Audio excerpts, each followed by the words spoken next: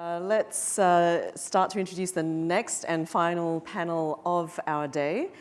Virtual seems to really be a buzzword in the industry right now. As you know, late last year, the Insurance Authority granted the first virtual insurance license to a homegrown digital insurer, and the HKMA granted 8 virtual banking licenses earlier this year. So our next panel is going to look at this virtual trend. It's called Building the Virtual Business Model. So chairing our panel is Dr. To Cham, Chairman of OpenCert Hub and Associate Professor of CUHK Business School. And joining the panel are Professor Casey Chan, Chairman and Senior Advisor of WeLab Virtual Bank, Mr. Roxon Shu, CEO at ZA Bank, and Mr. Fred Nang, co-founder and co-CEO of Bowtie Life Insurance Company Limited. And you can guess which one he is. So please welcome Dr. To Cham and all our panelists. And To, I'll pass over to you. Yeah, thank you. Thank you so much. So good evening, almost evening, right? So I think it's a very good topic for the last session of today. It's virtual. Particularly in this situation in Hong Kong, virtual is very important. So we can keep our business ongoing, So this is our topic. So we have a very good representative in our panel. So we have virtual bank and virtual insurers and also incumbents. So we'll have a good discussion this afternoon. So may I go one round before we go into the questions? So you can introduce yourself and your business. Professor Chen? Casey Chan. I'm the oldest guy in the virtual bank industry. No, I'm older than you. Okay. Yeah. I work for WeLab. We got one of the 8 licensees who got a virtual bank license. WeLab is a Hong Kong homegrown startup company, started 6 years ago. In Hong Kong, we operate a lending platform. In mainland China, we operate a technology business to help with lending. And we also have a lending platform in Indonesia. Our biggest market for our company is China, where we have almost 40 million registered users. So we got into the virtual banking business because we really want to bring the technology and our mindset and hopefully some of our ingenuity to this business. Thank you, Casey. Roxon? Hi, Roxon Shu. I'm the CEO of ZA Bank, which means Zhongan Bank. We're new to the market, and we're leveraging on my parents' company, Zhongan Online, whereby they're doing GI in China with around 400 million customers. So that's the way we're going to leverage the mainland China fintech into Hong Kong. Thank you, Roxon. Fred? Sure. My name is Fred An. I'm a co-founder and co-CEO of Bowtie. Bowtie is the very first virtual life insurance company. We focus on life and health business. We're backed by Sun Life. We got a 30 million Series A from Sun Life. We got the license in December, launched in April, and we focus on simple life and simple health. As for myself, I'm an actuary. Used to work in Toronto, Chicago, came back to Hong Kong 7 years ago. Also a serial entrepreneur, founded 2 insurance tech startups, and Bowtie is my third one. Thank you so much. So I'm so happy. Basically, it's a reunion. I was the former Cyberport's public mission officer. So we really very glad to see this is emerging of our virtual bank, virtual insurers. And actually, 3 companies are in our ecosystem. So very glad to have them in our panel today. So, but I think we have seen so many innovation in these days, right? So the more important thing is how you make a difference in terms of pain points. So we have a lot of insurance company, banks already in the market. So what make you different from the market? What kind of pain point you see that your business model can solve, or better, or maybe, well, at least equal to the incumbents, right? Casey? Well, usually when we think about technology or financial inclusion, we think about some countries or some economies where there are not enough banks or not enough financial institutions. But of course, we actually, when you look around the world, the virtual banks or the virtual insurance are actually doing very well in the established markets. That's one point. Second point, when we actually look at the potential customers that we want to serve, of course, for WeLab, we are focusing on more the retail individuals, consumers. When we talk to our consumers, we actually find that they are not very happy about the current financial services that they receive.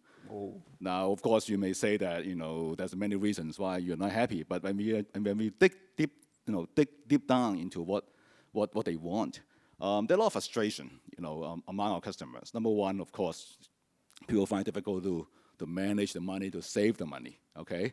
Now, of course, that's a human character trait. How do you manage money and saving money?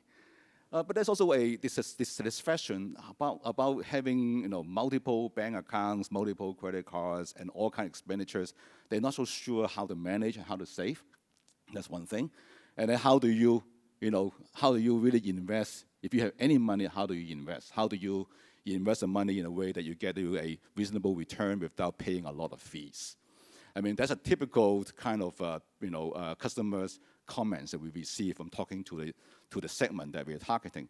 But actually, when you look at even the segment who are more affluent, people may not worry as much about saving money or managing money, but they are complaining about the investment return or the fees they pay on investment products.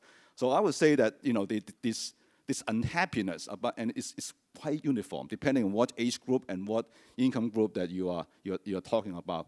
So it is how to use technology, how to use a different way of providing financial services to really address this kind of issues. How do you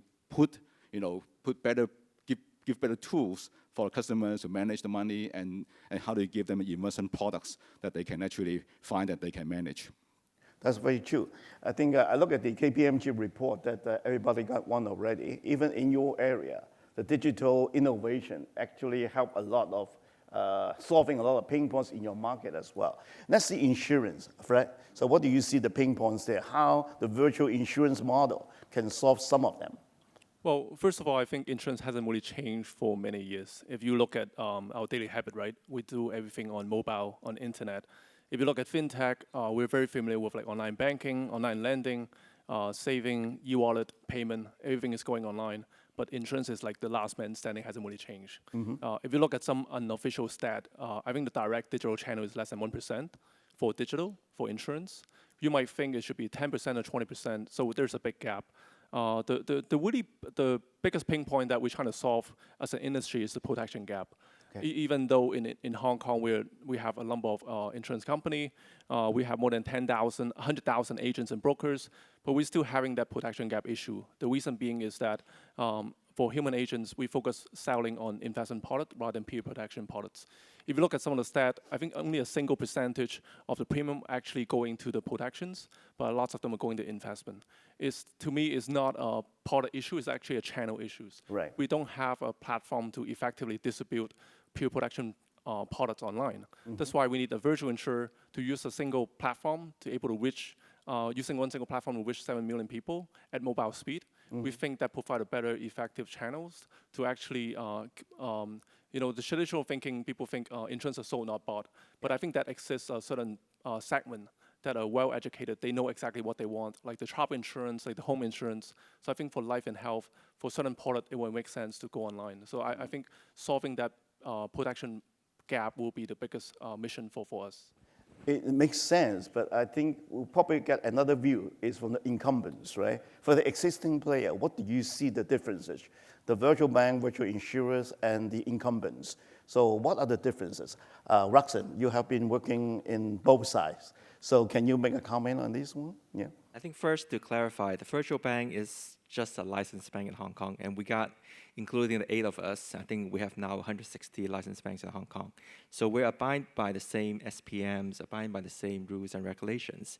But then the different part is actually to share my experience so far in the virtual bank is the people mix, which Arthur mentioned earlier, human capital. In the virtual bank right now, what I have around more or less engaged 100 plus staff. Surprisingly and not surprisingly, actually, more than half of them are IT staff. So I don't have any tellers. I don't have any branches. But then I have a lot of tech people. And to deep dive into it, the tech people are not actually from Hong Kong. Most of them are actually from mainland China. So I'm merging two different models from a culture point of view, from a business point of view. We have mainland China fintech expertise versus me as one of the traditional banks. And this is the aim of HKMA driving the virtual banking policy objectives to have fintech and innovation developing a better customer experience and improving the financial inclusion. So from my point of view, the rules are the same, but then we are trying to make a difference in terms of the existing rules. And honestly, I think MA is also embracing changes. So this is more a partnership going into a new era for Hong Kong fintech and financial services. Yeah, one thing I'm proud of is we are ahead of Singapore. I know Singapore is going to do the virtual bank in this year, but we have done it already. So this is a good one, right? So back to Fred. So Hong Kong, we have a lot of insurance agents. So is the setup of virtual insurers primarily is to disintermediate those agents? What do you see? This is a little bit challenging, right? Well, it's a tough question, but I don't think so, because I really believe in the coexistence. Again, I don't think it's a product issue, it's really a channel issue. I think there should be a right channel for the right product, right? A general rule of thumb is, I think for simple product, it will go online. For more complex one, the high-end one, you still need someone to explain. So this applies not just to insurance, for like tax, to almost everything, right? Again, if you just want to buy a simple product, you can just go online. But if you need someone to understand your income statement, you understand your balance sheet, understand your family needs, to do a proper financial planning, it's better off if you go to a financial advisor. So I think currently there's a protection gap issues. It go back to the distribution economics. We don't have the right platform to distribute that. And the role for the financial advisor will evolve. If you look at ATM, right, people thought if they're ATM, there will be less teller, but actually the role for the teller evolve. I think that will happen to insurance agents. They will be more specialized, they will be more focused on doing financial planning, and that trend will come in. And I think technology it's not just for B2B, B2C. I think also for B2B as well. Right. Because if agent can embrace technologies, in my second startup, I still see a lot of inefficiency in the way they do financial planning right now. The way they do the back office work, the report they have to generate, the way they have to compare is actually not very effective. Yep. If they were able to embrace technologies, they will be able to spend more time on the client relationship, and that is something that cannot be replaced by the technologies. Right, I think something is very common for not just the fintech startup, but all these startups these days is quite focusing user, particularly user experience. Right, I can see virtual bank, virtual insurers talking about the same thing. So Roxanne talking about a very good point. The rules are the same. I mean, even your virtual bank or a existing bank incumbents, the rules are the same. So the user experience will be the differentiation. So one comment we receive is that the traditional bank, if they can catch up the user experience, then this is not much you can do, Casey and Fred. So this is a challenging question for you guys. What do you see? Okay. But we are the banks. I mean, we are the same players in the field. So there's really no question about who is catching up with whom. But on the matter of user experience, I think Roxanne really touched on a great point. I mean, the DNAs are very different. I mean, you have half the people from on the tech side. I think that's very much describe what the other virtual banks are. I mean, Relabs are very much the same thing. When we think about a banking product, we actually come from a tech angle, right, very much, and that really differentiates. I won't say just virtual banks from traditional banks. I would say they differentiate from a good one, a good bank, and a not so great bank in terms of reaching that customer experience.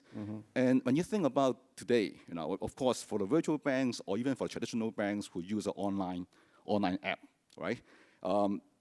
How do you design that application? It's very important. Most of us, I don't know how many hours you spend on the phone. I think most of us spend like many hours on the phone per day. Right. Okay, and we are very used to a certain way of using opening app and then moving from one app to another app. And I mean, when your user experience is not designed in a way that's smooth enough to navigate a journey, you lose your customers. Number one, and your customers are not gaining anything from that app. So it's not just about experience, it's about how do you actually use that mobile environment to put the information on their fingers, okay, as smoothly as you can, and not losing the interest. I mean, this is really what the tech people and what we think about all the time. Yeah, I think to supplement Professor Chan, one thing different from what we're dealing with right now is I think in traditional banks, we measure process time in days. Nowadays, I'm measuring things in minutes. So, I mean, I'm not going to bring a big wow to the market, but obviously, we probably want to change the behavior of both the customers and service providers going forward. Great. Fred? Yeah, I guess beside the channel conflict and the legacy systems, I want to supplement on the last point on the culture as well. We also have a very different team mix. I think 50% is from the traditional world. These are the corporate specialists, the actuaries, the risk management, compliance. They are the specialists, basically. But the other 50% in the company, they're all from the startups. These are the people who are around 26, 28.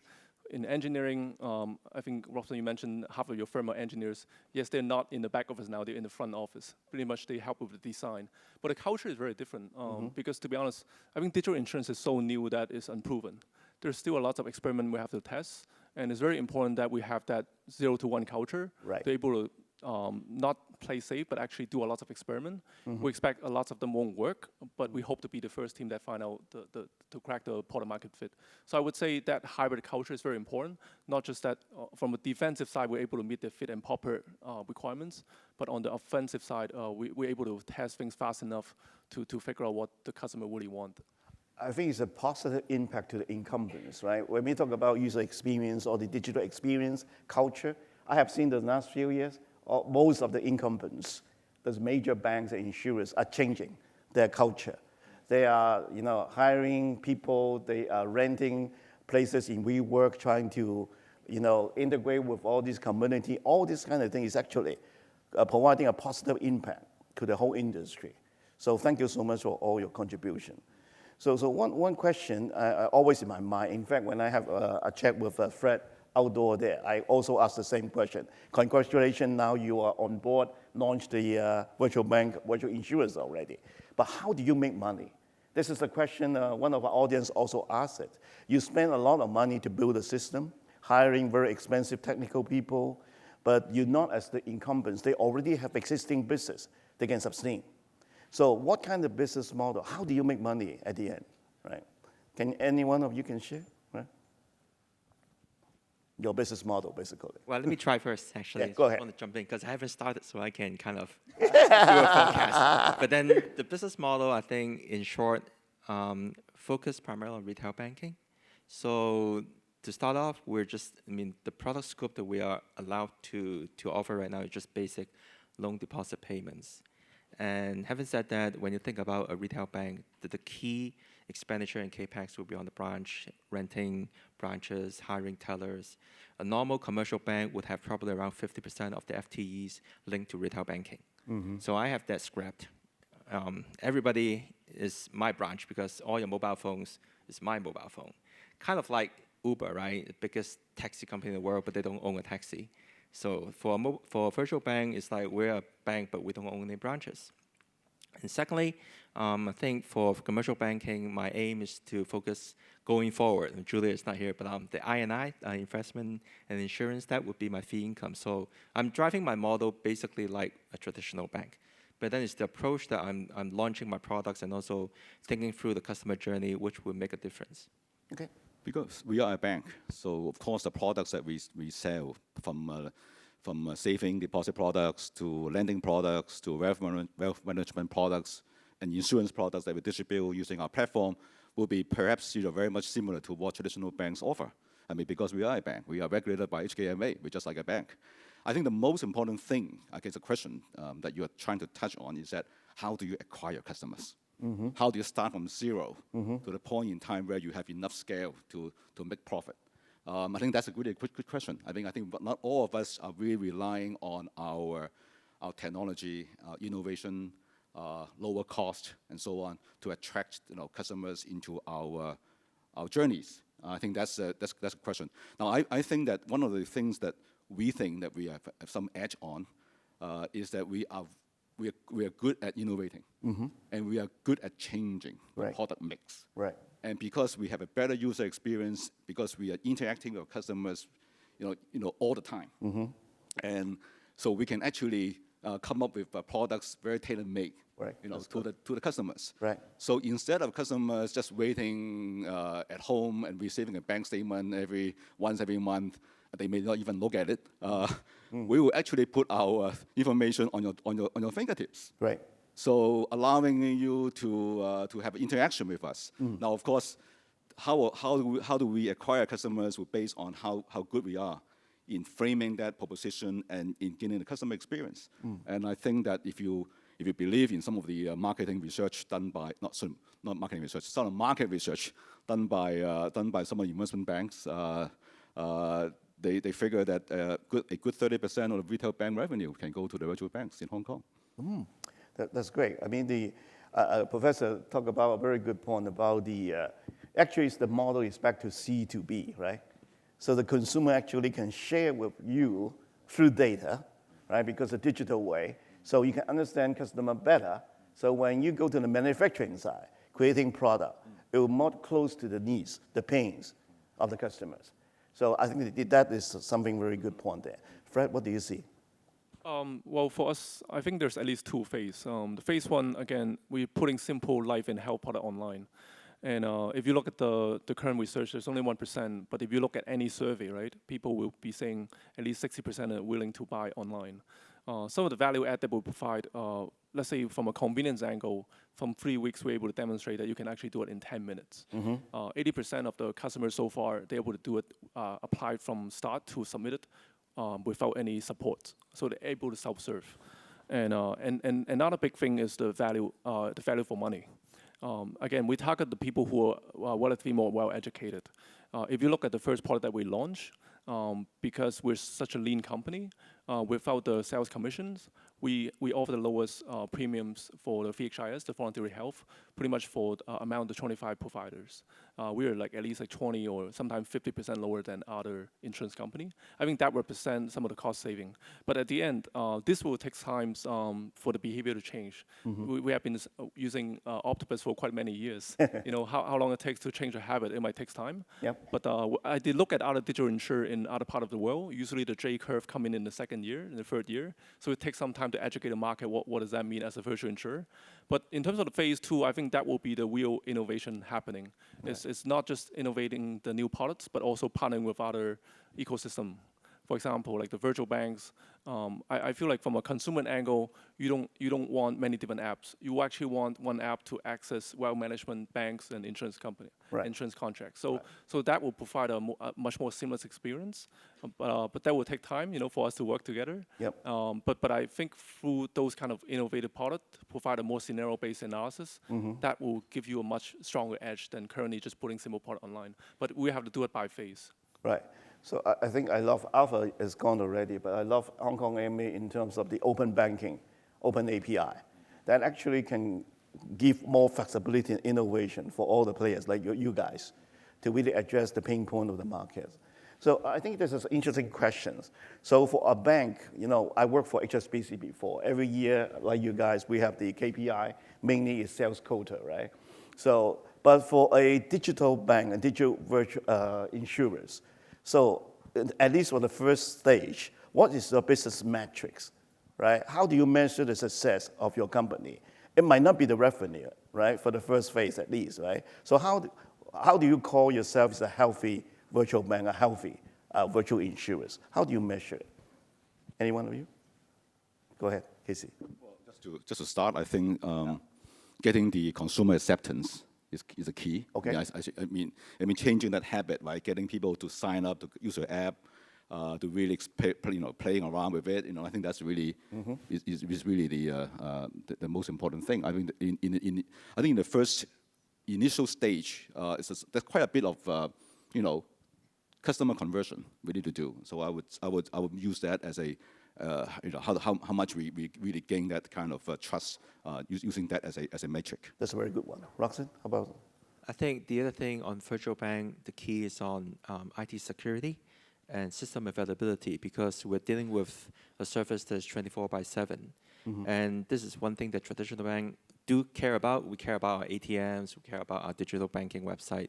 But then from a virtual bank point of view, I mean, the ATM per se is the mobile phone, which that's the only operating interface other than customer service hotline. So one of the key measurements for us would be on more from a tech point of view in terms of availability and making sure there's no hacking or IT security breaches, because that I think would link into the franchise or the branding of a virtual bank, whereby if there's no trust to your institution, nobody would place any money with you. So deposit is the first measurement from a performance point of view, but then the system stability and availability is more critical than number of customers. I think if we launch our product off, we'll probably get enough customers, but it's making sure the customer stays on. So Good. Fred? Customer satisfaction, I would say, like how happy are the customers, how likely they're going to refer the client. I think we should focus on these kind of satisfaction metrics. We actually drill down into how, when we're looking at lots of interesting metrics, like when exactly they submit the application. We realize that lots of people actually submit the application during evening or weekends. They sort of show how flexible it is to apply for insurance now, the cost savings, and also from an internal angle, the product development cycle. For insurance, this is actually a very lengthy process. It might take 9 months from idea to launch. Can we actually do it in 9 weeks? So lots of internal metrics in the first year to make sure that we set up the good foundation for us to move fast eventually. But customer satisfaction and the number of referral will be the key metrics for us. Right. Let's switch back to the mass, because most of you need to face the C, right? It's B2C. So in Hong Kong, people are used to the traditional way to buy insurance or go to the bank, right? Maybe now it's better using e-wallet to pay, but not yet buying, or changing that habit yet. So in terms of how you educate the mass, so how do you educate them? Is it your company trying to do it, or somebody can work together to really change the habit of the consumers? So they really get the trust, they do something virtual, digitally, and how do you do that in terms of education? I think, Fred, you do something, right? Yeah. So since we launched, I think I can talk a bit more. Yeah. It's interesting, a lot of people are still asking what does virtual insurance mean? Yeah. What does virtual banks mean? Can we trust you guys? Are you going to pay claims? Sure. Are you going to shut down in a few years? Yeah. We ask these basic questions, right? It takes time to build a trust. And I would say education is very important. It's just not, we don't do it by ourselves. I think it's an industry effort. The fact that the regulators have to play a role to explain to the public what that means. We focus a lot on the public relationship, like on the media. Like we have done a lot of media interviews and coverage. We got more than 2,000 coverage since we launched. Wow. And we spend a lot of time on content. It's quite interesting that in Hong Kong, if you search about insurance, you don't find a lot of things online compared to China or other countries, because we rely on people to actually explain how it works. So we have in-house writer to write a lot of content about what does insurance mean, how do you buy insurance. Like these are just 101, nothing very complicated. But if we can raise the awareness of protection, basic protection needs, and how does basic insurance work, I think that will help to educate the market, why they should consider virtual insurer and what are some of the benefits. It takes some time, but we're quite active in educating the market in using content. Yeah, Casey, I think you do more than 2,000. I think you can share more about that. Well, I do a few. I think it's a very good opportunity. I want to say that HKMA has done a tremendous good job in promoting the virtual banking industry. You mentioned that ahead of Singapore, and also doing in a way that is very open and encouraging, so that now we have 8 licensees in this field, and I think that is important because that itself is a big public policy awareness campaign that we can ask for, because in a few months 8 of us will be out there talking about it. Yeah. Right? So I think in a way 8 of us are really a industry on our own, although we are part of the banking industry, but because we are new, we are virtual, I think there are a lot of for us to really talk about and to share. So in terms of that kind of public publicity campaign, I think you definitely see most of us coming out and then addressing some of these questions. And those are very easy questions to address, because we are regulated by HKMA. You can imagine that everything about security, so on, everything is, the virtual bank are just as good as the other banks. Roxanne, anything to add? I think to add on to Professor Chan's comment, I think one channel that we're looking into, which traditionally we've never thought about, is using KOL online. I think that's something that is very social media driven, and that would be, I think, one of the channels that on top of the existing one, where regulators pushing, professors doing lectures, we're trying to sell our stuff. I think the social media would make a big change, and also I think what keep us up overnight would be making sure the social media don't do it the other way around. That's a very easy switch. Looking at the current environment, that's something that from a reputation risk point of view, franchise risk point of view, that's something I think from a virtual bank point of view, that's specifically a pretty critical risk. Now we have a warm up a little bit. I always want to ask this question, not even on the panel there, but Professor talked about 8 of you is going to do something in the market. So how do you compete? Right? A lot of people ask this question. In Hong Kong, is 8 too much? Even in Singapore, they only plan to release 2 to 3 licenses only, rather than 8. So what do you see this issue? Is it good to have 8? So a lot of people will talk about it. Or how do you compete and survive eventually? So anyone want to take up this a little bit tougher question? Well, I think 8 is a pretty good number. You have to live with it. It's fat, so that's the good number. And if you simply look at the Hong Kong market, yes, I think we're well saturated, overbanked per se. We got around 1,200 branches. So per capita, there's a lot of branches in Hong Kong.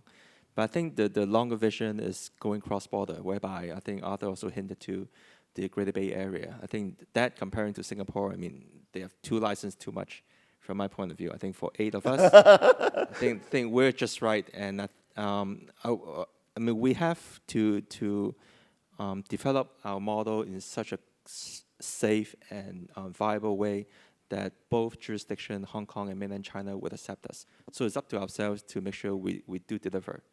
Okay.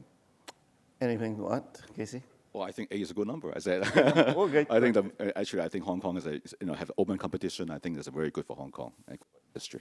Okay, good.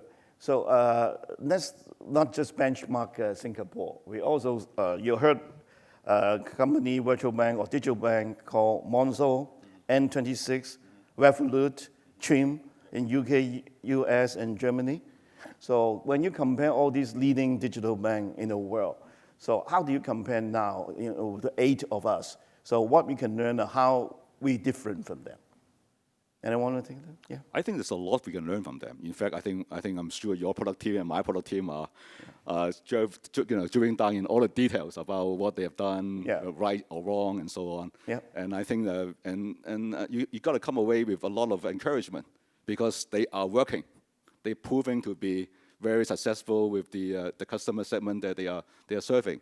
And because of the technology, because of a lower cost, and because technology offers more possibilities. That's something. And because the traditional model, which doesn't give you that kind of daily interaction, whereas traditional virtual banks or digital bank actually give you that kind of possibility to have daily interaction and make it everything easy for you. So I think when we look at N26 and Monzo, we say, hey, this is something that we a lot of things that we can copy.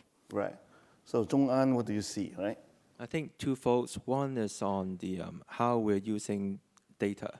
And traditionally, as a bank, we take on a lot of data, record a lot of data, but we never use that during the customer process, or we seldom use it after the customer engagement is done.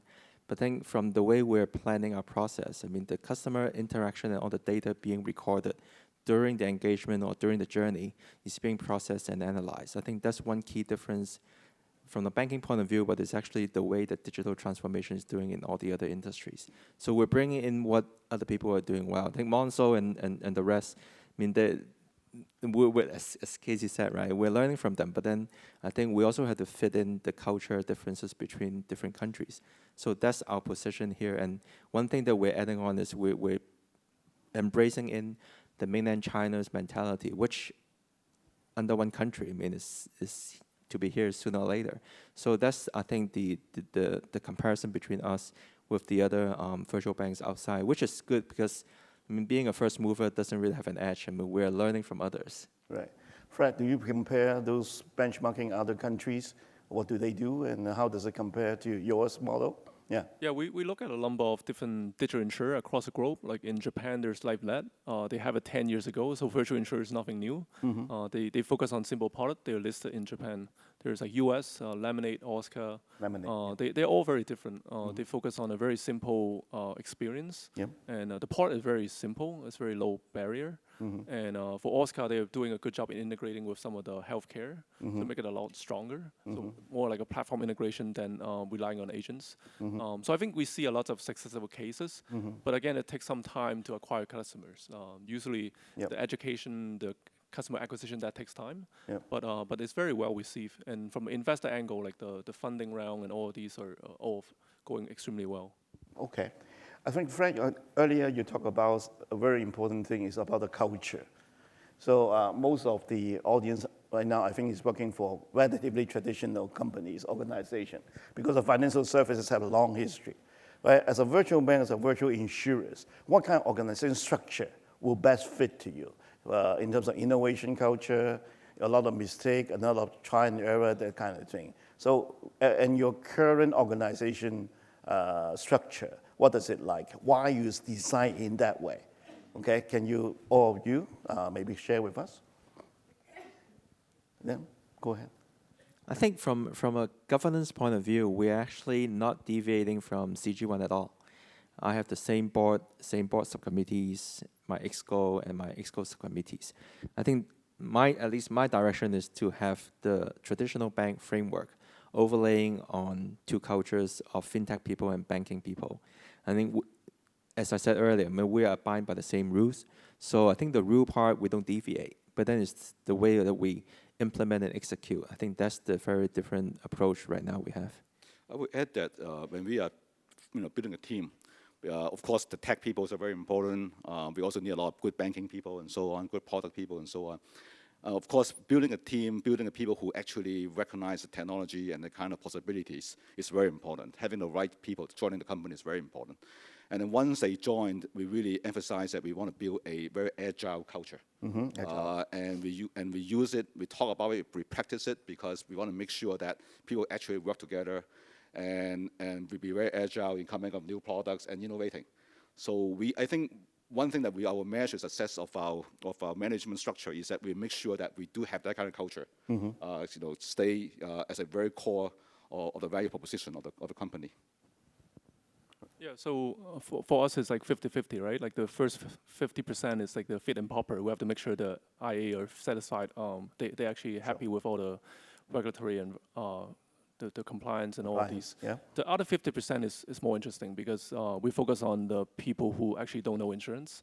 Sometimes they ask the basic questions. If we are actually serving the young segment, it's better to hire some young people because we know exactly what they think. The culture is very different.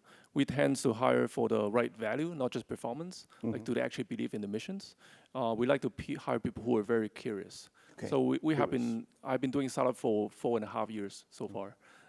It's interesting that we actually think sometimes not look at the JD, focus on how curious they are, how fast they learn. Because for things that we're doing is so new anyway, you can't find relevant experience. Might as well just hire someone who is just very smart and learn very quickly. We start to be very good at cross-training talent. In Hong Kong, it's hard to hire tech talent. So in the early days, we actually train up the actuaries to do engineering. So we call them actual engineers. We train up some of the medical doctors to do underwriting. So we have to, I keep emphasizing fintech is not two teams. You have to hire someone to know both sides of the world. So for the young people, especially if you keep the product simple, it's actually not that complex. It's easier to pick it up on both sides of the world. But then the culture becomes very important. They're not just focusing on a traditional JD. Very true. Because of time, I have to ask this question because it's a PWB event, right? So now all of you probably have a good context about background of virtual bank and virtual insurers. The question is, what does it matter to the private banking and the private PWB? So any kind of collaboration that you can see from these two worlds? Yeah. Well, I think we can help the private wealth industry to reach a newer customer segment that you don't reach now, because I think you're focusing on a very high net worth, individuals because of the products you sell and so on. I think we can work with the private wealth management industry by coming up with maybe more simple products. When I mentioned earlier that there are a lot of needs for the Hong Kong segment population to invest better. And I think I believe that the needs are not being served now by the traditional products. So we can, work together with certainly, with the private wealth industry by doing better education, by coming up with products that are suitable for this segment, and they can do it online so that the cost, everything is very cheap, and so on.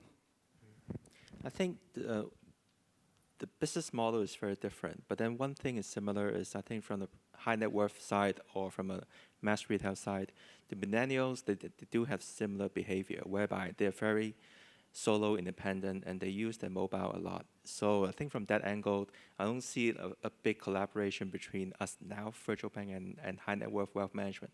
But then there are processes that we're doing, for instance, KYC onboarding. These could be leveraged across the industry, no matter you're in private bank, investment bank, or any banks. I think that would help the financial services overall, because I think what we're trying to do is to basically augment all the manual process into automation. And then one of the questions is, how do I do my KYC? Do the KYC just like a traditional bank, but everything is on my mobile phone. So, I mean, that could be leveraged by across the board, all banking segments.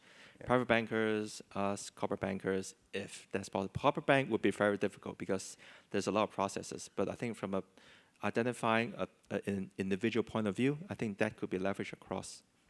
Good. Fred?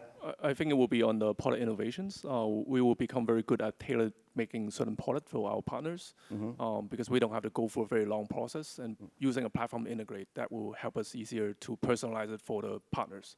So I think product innovation will be a key. Great. I think perfect timing. So we're running out of time. I think you guys are hungry, or maybe you want to have a drink. So thank you to all our panelists. Thank you.